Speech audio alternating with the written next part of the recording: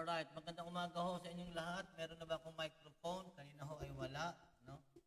Salamat sa Panginoon. Purihin ng Diyos. Magandang umaga ho. Minsan pa sa bawat isa ngayong araw na ito, pinagpala tayo ng Panginoon. Okay, I need to adjust more. Alright, so pwede bang humingi ng konting comment? Okay, kung ako ay mayroong microphone, please lang. Pahingi ako ng konting comment. Alright. Okay. Sige ho.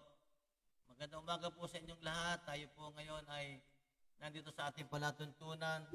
Okay, sa ating palatuntunan 5 minutes prayer. Medyo nagbabago ako, naninibago, no, mga kapatid. Nagkakaroon tayo ng konting adjustment ho ngayon sa ating programa. No, marami akong inaayos pa. Under construction na naman po tayo.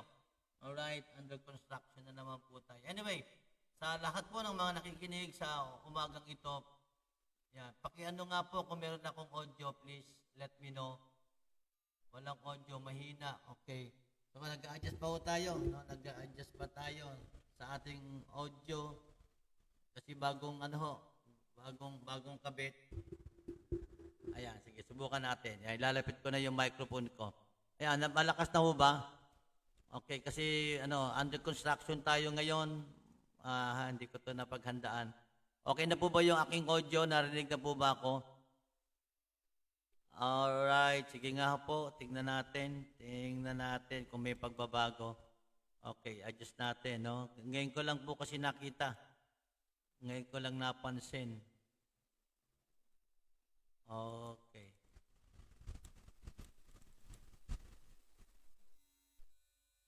Yan, meron na ho bang pagbabago? Check lang please bago ako mag-pray para wag masayang yung aking prayer. Nag-adjust po tayo, medyo nagkaroon ng konting pagbabago.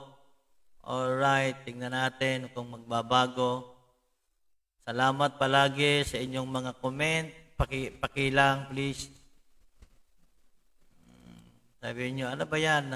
May pinindot na naman si Pastor. Wala ho akong... Okay, kumusta na ho ang aking audio? Malinaw na po ba kung nakakarating sa inyo? Maliwanag na po ba? Gusto ko lang makita. Yan, lumakas na po. Yan. Sige lang, konti pa ho. Yan, ina-adjust ko pa ho. Okay, yung ating mikropono sa tamang, ayan po, loud and clear. Salamat. Okay na po. Salamat. Okay. Alam nyo, talagang sabi ko nga po sa inyo, sa kagustuhan ko na mag-improve itong ating programa, mag-improve itong ating pagpuprograma nito. Ang dami kong ina-adjust, no? Ang dami kong pinipilit na ma-discover. Kasi nanghihinayang po talaga ako na sa tuwing umaga o kaya sa gabi na ako'y magpo-programa tapos biglang mapuputol o kaya naka-freeze yung aking video. Ngayon ay medyo may konting pagbabago kaya lang I need to do some more adjustment. Alright? So maraming salamat sa bawat isa na kasama natin ngayon.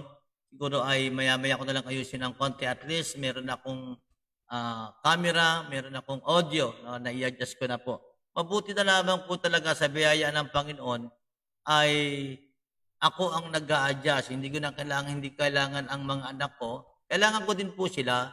Pero sa mga pagkakataong ito ay salamat dahil kaya kong i-operate sa biyaya ng Panginoon ang ating OBS na to, lahat ng mga nandito. Alright? So, wini-welcome natin ang bawat isa. We do acknowledge all those who are joining with us in our everyday prayer. Hallelujah. So, salamat sa Panginoon. Let me just simply acknowledge Sister Lano Bahel, or in short, Sister Esther, Janet Chorera, Mila Natividad, Estela Maris Laron, Novi Redima, Julian Briones. Okay? Ano pa ba? Eric Deo Gracias. Yan yung ating mga viewers ngayon. Then we have here another isa pang natin dito.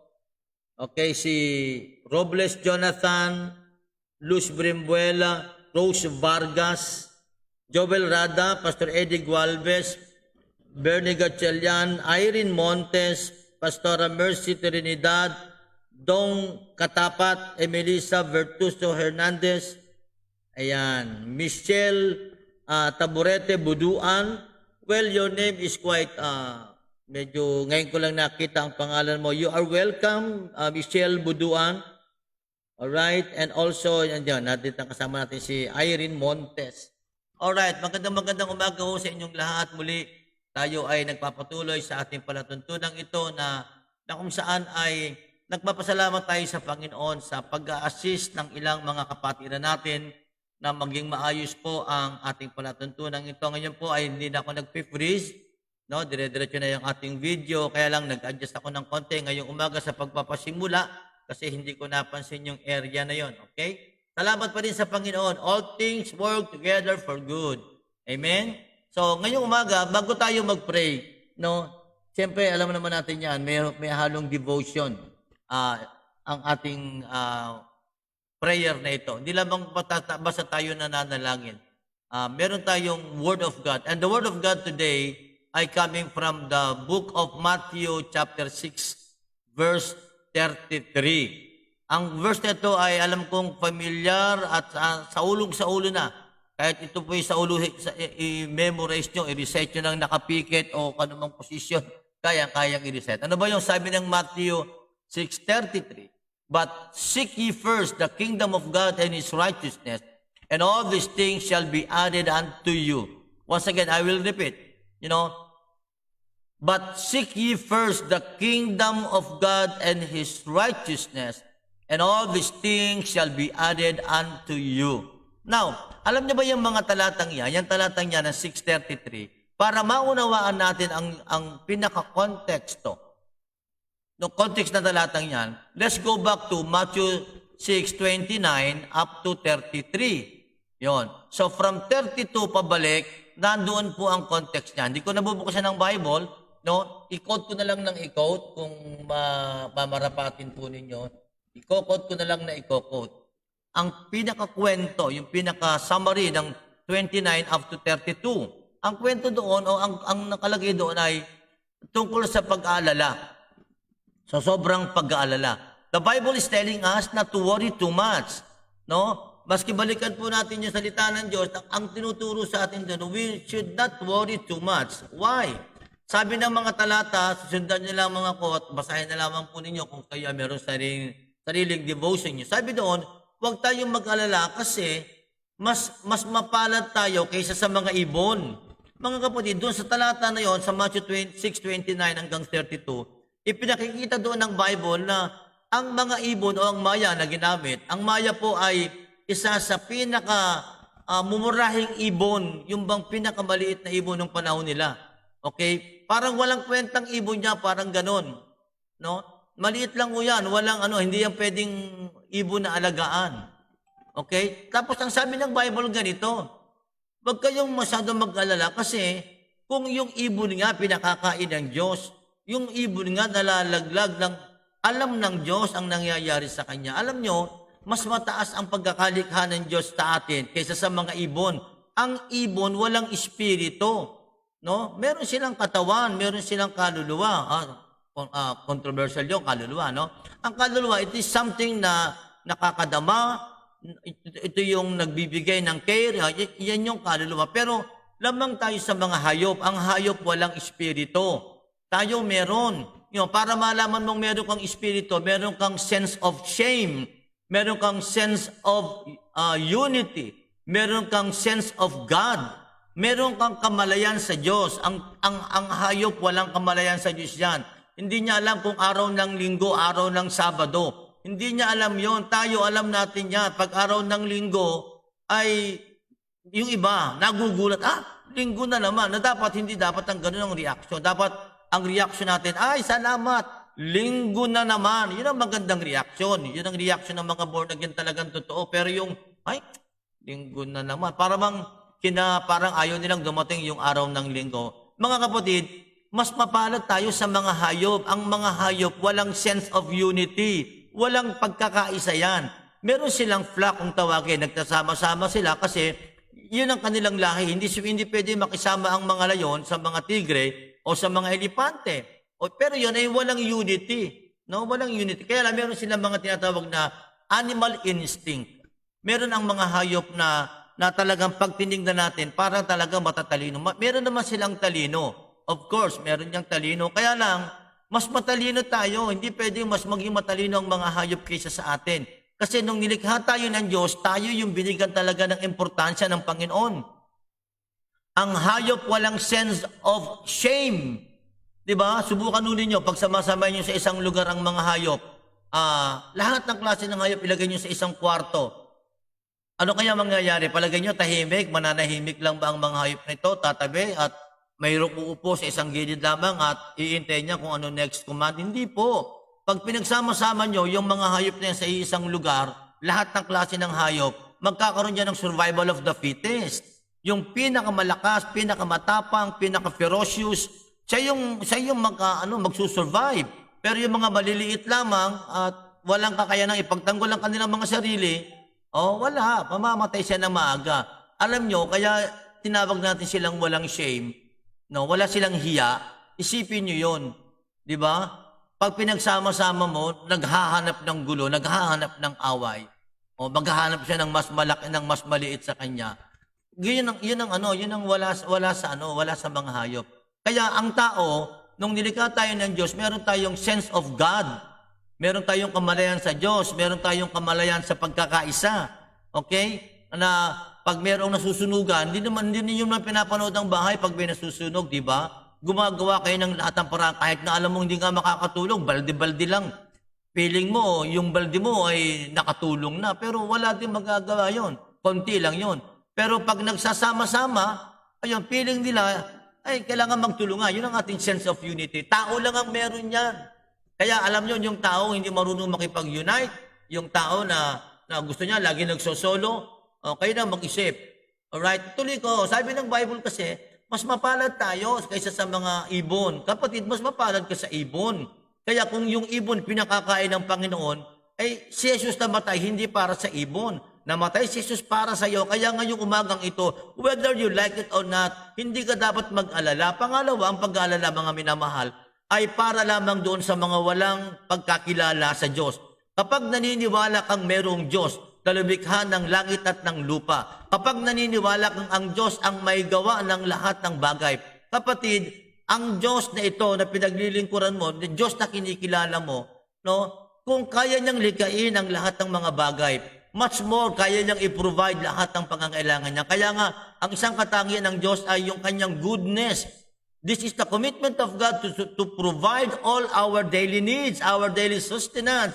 Ito yung commitment ng Panginoon. Pag sinabing commitment, hindi malilimutan ng Diyos na may pakakainin siya sa mga taga-GMA Cavite. Hindi nalilimutan ng Diyos na may pakakainin siya sa Pilipinas. Alam ng Diyos yan. Kaya mga minamahal, huwag tayo masyadong mag-alala. No? Bakit pa? Ano pa? Ano pang sabi ng Bible? Bakit we are not to worry too much? Number 3, hindi makakadagdag ng buhay natin kahit sa siko. Sabi ng Bible yan, yung sobrang pag-aalala mo kung ano ang pagkain mo bukas, kung ano mangyayari sa iyo bukas, no? Kaya nagkakaroon ng maraming mga tao na totally nagkakaroon ng depression because of too much thinking of things na hindi pa nangyayari. Hindi pa nga nangyayari, iniisip niya na. Kaya nagkakaroon ng depression, kaya marami nagkakaroon ng Ferris wheel sa ulo. Kapatid, alam mo, ngayong umagang ito, paalala ito sa iyo ng Panginoon, huwag kang masyadong magkalala, no? Ito maaari kaya binigay sa akin ng Panginoon dahil ngayong umagang ito, some of us here are worrying too much. Hindi makakadagdag yan, kapatid. Magkakaroon pa yan ng problema sa iyo. Ano, mangyayari, hindi ka makakakain. Sa sobrang pag-iisip mo, nung hindi ka kumakain, nagkaroon ka ng ulcer, okay? Nung nagkaroon ka ng ulcer, nadamay ang ilang bahagi ng internal organs mo, at nung madamay ang lahat ng internal organs mo, uminom ka ng gamot ngayon. Sa pag-inom mo ng gamot, yung palang iniinom ng gamot, lalong sinusunog, lalong sinisira ang iba pang mga internal organs mo. Ano nangyari? Nagsimula sa simpleng pag-aalala, kasi nawawala ang iyong pera. Ano nangyari? Wala na. Kaya, yun ang nais kong i-share ngayong umagang ito bago tayo magpunay. Kapatid, huwag kang masyadong mag-alala. Bayaan mo na ang Diyos ang mag-alala para sa iyo. Kaya pagdating ng 33, sabi ng Bible, But seek ye first the kingdom of God. Ito lang ang ating gawin. Unahin na lang natin ang kalooban ng Diyos. Unahin na lang natin ang kaharian ng Diyos. At ang sabi ng Bible, at ang lahat ng bagay, sabi ng Bible na ang lahat ng bagay ay pawang idaragdag sa atin. Kapatid, ngayong umagang ito, ano ang gusto mong idagdag sa iyo ng Panginoon? Ano ang gusto mong ibigay sa iyo ng Panginoon ngayong umagang ito? Mananalangin tayo at sa ating panalangin ito, gusto kong angkinin mo yung sinasabi ng Biblia. Ang lahat ng bagay ay pawang idaragdag sa iyo. Lahat ng bagay. Isipin mo na yan, pinansyal, material, spiritual, kagalingan, ano man yan pwede mong hingin. Kaya lang, ang sabi ng Bible, don't worry too much. Don't worry too much. If you are a pastor, you have some problem na naharap sa iyong problem, sa iyong ministry, don't worry too much. Why? It will not help you. It will not add length to your life. Bababa pa ang ano mo, immune system mo. Okay? Kaya pagdating ng COVID, ayun, nagugulat ka, ikaw pa yung tinamaan. Bakit? Humina ang immune system mo because of too much worrying. Kaya ngayong umagang ito, mga minamahal, mananalangin po tayo. And I can feel, no, nakaka-relate ako dun sa inyo ngayon na naghahanap ng pagpapala.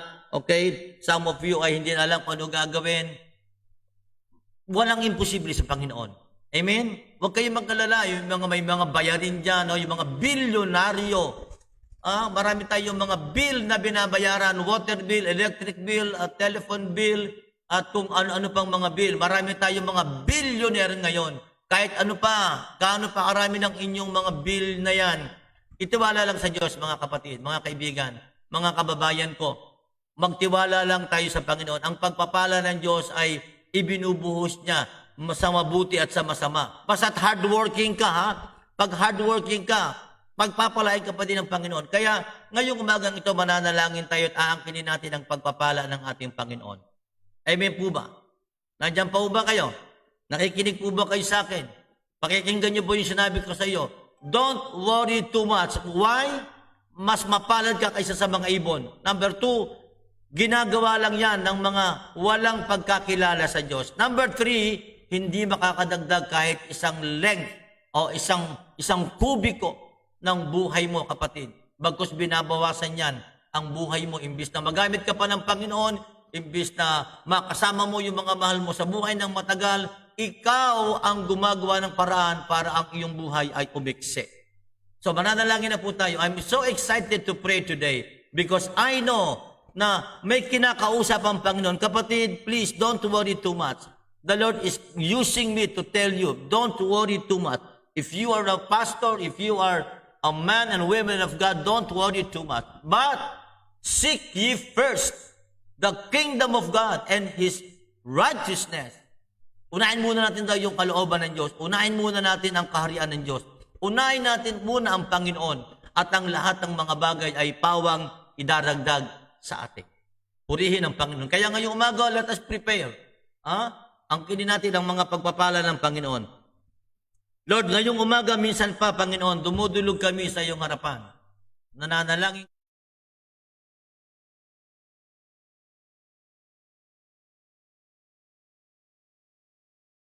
Panginoon, na kailanman, O Diyos, hindi magbabago, Panginoon, ang iyong pagsama sa amin, Panginoon. Ngayong oras na ito, Panginoon, dinadalangin ko po ang bawat isa na may mga pangangailangan, Panginoon, especially those people who are worrying too much, Lord. I pray, Father, in the name of Jesus. Lord, let them be reminded of this word na pinag-aralan namin, Panginoon, na ang sobrang pag-aalala, Panginoon, na hindi makakatulong sa bawat isa. Ang sobrang pag-aalala, Panginoon, ay hindi makakadagdag ng buhay namin, Panginoon. Lord, ngayong umaga, Panginoon, idinadalangin ko po ang bawat isa na may pangangailangan sa pinansyal, pangangailangan sa material, pangangailangan sa espiritual, pangangailangan sa pinansyal, sa pisikal, sa pangalan ng iyong anak na si Jesus.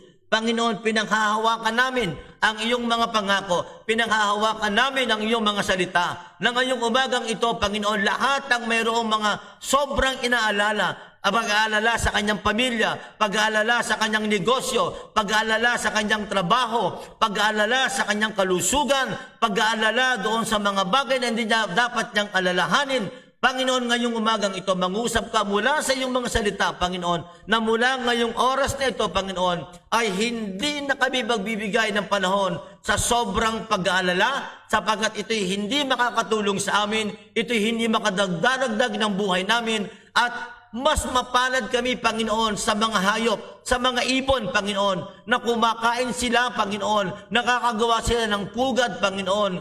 Pagkatapos noon, ay mawawala na rin sila, Panginoon. Ngunit kami, Panginoon, hindi lamang pang temporal ang pagkakalikha mo sa amin, Panginoon. Hindi lamang kami pang lupa, Panginoon. Meron kaming nakaanda at nag-aantay na bahay dyan sa langit, Panginoon. Kaya naniniwala kami, Panginoon, ang pagkakalikha mo sa amin ay mas mataas kaysa sa mga hayop at sa mga halaman at sa mga puno, sapagkat kami ay pang-temporal at lalo ng pang-eternal, Panginoon. Lord, hindi ka namin nakikita, pero nararamdaman namin ang pag-ibig mo, nararamdaman namin ang pagmamahal mo, nararamdaman namin, Panginoon, ang pag-iingat mo, nararamdaman namin ang pagkalinga mo, Panginoon. Sa simula pa lamang ng COVID-19 na to, Panginoon, ay hindi kami nagkulang sa aming pagkain, hindi kami nagkaroon ng karamdaman, Panginoon.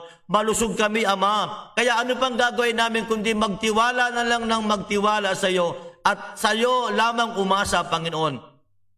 Ngayong umaga, Panginoon, pagpalain mo po ang bawat isa na mayroong mga karamdaman. Hayaan mo, Ama, na dumaloy sa kanila ang iyong himala.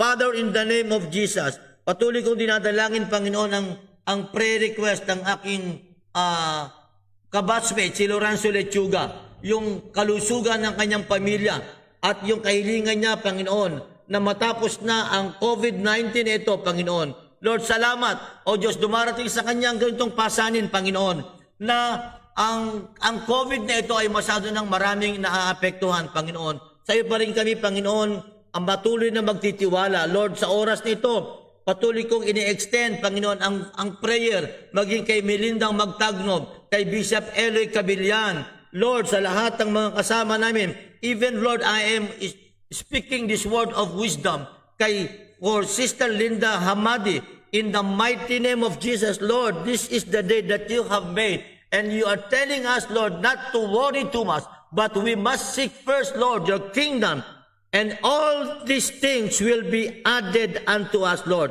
I speak forth blessing, Lord, continuously, Panginoon, sa mga pangalang ito na nandito kasama ko, Panginoon, na nananalangin, Lord. Sa oras na ito, Panginoon, speak, Panginoon, sa bawat isa. Lord, mangusap ka, Panginoon. At naniniwala ka kami, Panginoon, na yung goodness mo, your kindness will never end, Lord God. Your goodness is forever, Lord. Your goodness speaks of your commitment, Lord, to provide our daily needs, Lord. Today, Father, I pray and speak this word, Panginoon, kay Robles Jonathan, Luz Birimbuela, Rose Vargas, Joel Rada, Pastor Eddie Gualvez, Bernie Gatchalian, Irene Montes, Mercy Trinidad, Dong Katapat, Melissa Hernandez, Michelle Buduan, Hamila Natividad, Evangeline Santos, Amy Ilagan Jen, Bishop Dong Martin, Marilu Espeleta, Bishop Eloy, Bishop Robert Neri, Pastor Lobino Trinidad, Pastor Lobby Trinidad, Novi Redima, Hallelujah, Lorenzo Lechuga. Lord, in the name of Jesus, I declare healing, Panginoon, maging sa daughter ni Michelle Buduan, in the mighty name of Jesus. Panginoon, inaangkin namin, Panginoon, Lord, yung mga hayop, gumagaling sila sa karamdaman. Panginoon, mas malaki ang pabor na binibigay mo sa mga likha mong tao, Panginoon. Kaya ngayong umaga, Lord, lahat ng mga pinanalangin ito, Panginoon, lahat ng mga nabanggit sa panalangin ito, Panginoon, maging kay Eric Deo Gracias, Panginoon.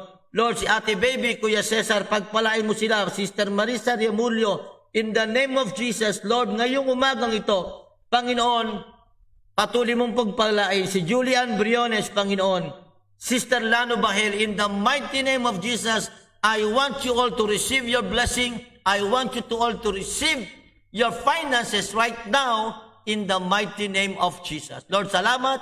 Pinupuri ka namin, sinasamba. And we continue, Lord God, to pray and intercede in behalf of our nation, Lord, in behalf of our town, our mayor, our vice mayor, lahat ng konsehal ng bayan, ang lahat ng kapitan, Panginoon, lalo na po ang lahat ng kapitan sa Metro San Jose, si Kapitan Gosar, Kapitan Llames, Kapitan Alday, Kapitan Tuatis, at gayon din si Kapitan Suarez.